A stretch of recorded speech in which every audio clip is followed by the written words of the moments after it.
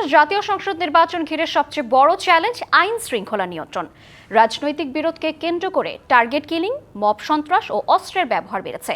ওসমান হাদির পর সবশেষ বুধবার রাতেও রাজধানীতে স্বেচ্ছাসেবক দলের নেতা মোসাব্বিরকে প্রকাশ্যে গুলি করে হত্যা করা হয়েছে। আইন শৃঙ্খলার এমন নাজুক পরিস্থিতিকে চরম উদ্বেগজনক বলছেন বিশ্লেষকরা। পরিস্থিতি আরও ভয়াবহ হতে পারে বলে শঙ্কা তাদের। পুলিশ সদর দপ্তর বলছে সহিংসতা রোধে বাড়ানো হয়েছে গোয়েন্দা নজরদারি। ঘনিয়ে আসছে ত্রয়োদশ জাতীয় সংসদ নির্বাচন। মনোনয়নপত্র যাচাই বাছাই শেষে চলছে আপিল। ব্যস্ত প্রার্থীরা।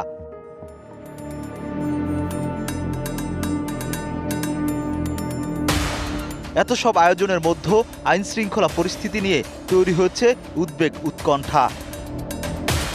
অভ্যুত্থান পরবর্তী পরিস্থিতিতে দেশে বেড়েছে মব ভায়োলেন্স ও রাজনৈতিক সহিংসতা।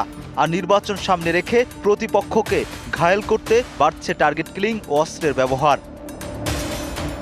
গেল 12ই ডিসেম্বর ইনকিলাব মঞ্চের মুখপাত্র ও ঢাকা ৮ আসনের সম্ভাব্য প্রার্থী ওসমান হাদিকে পল্টন এলাকায় প্রকাশ্য গুলি করা হয়। পরে সিঙ্গাপুরের হাসপাতালে তিনি মারা যান। এতে দেশের আইন শৃঙ্খলা পরিস্থিতি ব্যাপক প্রশ্নবিদ্ধ হয়। আপনারা ওসমান হাদির জন্য দোয়া করবেন। সবশেষ ২ জানুয়ারি বসুন্ধরা আবাসিক এলাকায় তুচ্ছ ঘটনার জেরে এক আইনজীবীকে পিটিয়ে হত্যা করা হয়। সেই ঘটনার সিসি ফুটেজে দেখা যায় মব তৈরি করে তাকে পেটাচ্ছে একদল লোক। নতুন এবং ফিরে আসা গ্রাহকদের জন্য নগদে চলছে ক্যাশব্যাক সহ প্রতিদিন হাজারো উপহার জেতার সুযোগ। হবে আশা আর ফেরা, সারপ্রাইজ সেরা।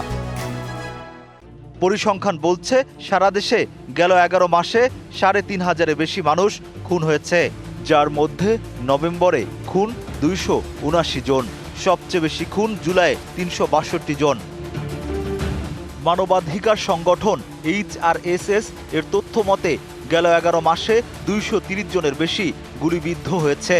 এর মধ্যে প্রাণ গেছে ৮০ জনেরও বেশি। এই সময়ে রাজনৈতিক বিরোধকে কেন্দ্র করে নিহত ১১৯ জন।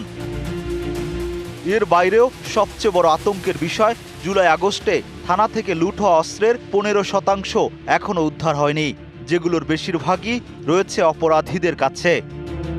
বিশ্লেষকরা বলছেন, লুট হওয়া অস্ত্র উদ্ধার ও আইনশৃঙ্খলা পরিস্থিতি নিয়ন্ত্রণে না রাখতে পারলে সহিংসতা আরও বাড়বে।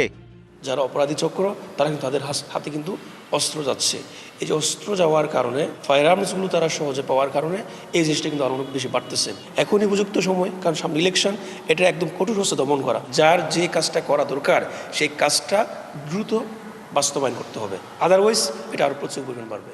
পুলিশ সদর দপ্তরের দাবি, সহিংসতা দমন ও জননিরাপত্তায় কঠোর অবস্থানে তারা। নির্বাচন ঘিরে বাড়ানো হয়েছে গোয়েন্দা নজরদারি। পুলিশের অপারেশন সক্ষমতা রয়েছে। গুজবকে কেন্দ্র করে যে জাতীয় সন্ত্রাসগুলো তৈরি হয়, মব সন্ত্রাসের মতো বা তাৎক্ষণিক আবেগী যে ধরনের অপরাধ তৈরি হয়, এইটার ক্ষেত্রে আরেকটা যেটা হচ্ছে কি প্রয়োজন, সেটা হচ্ছে জনসচেতনতা। নির্বাচনের সময় দেখা গেছে যে সবসময় বাংলাদেশে একটা সহিংসতা হয়, তো ওই বিষয়টাকে মাথায় রেখে আমরা মূলত কাজগুলো করছি। এছাড়া আইন শৃঙ্খলা পরিস্থিতি নিয়ন্ত্রণে রাখতে মাঠ পর্যায়ে বাহিনীর সদস্যরা সক্রিয় রয়েছে বলেও জানানো হয়। Rakib Hossain, DBC news, Dhaka.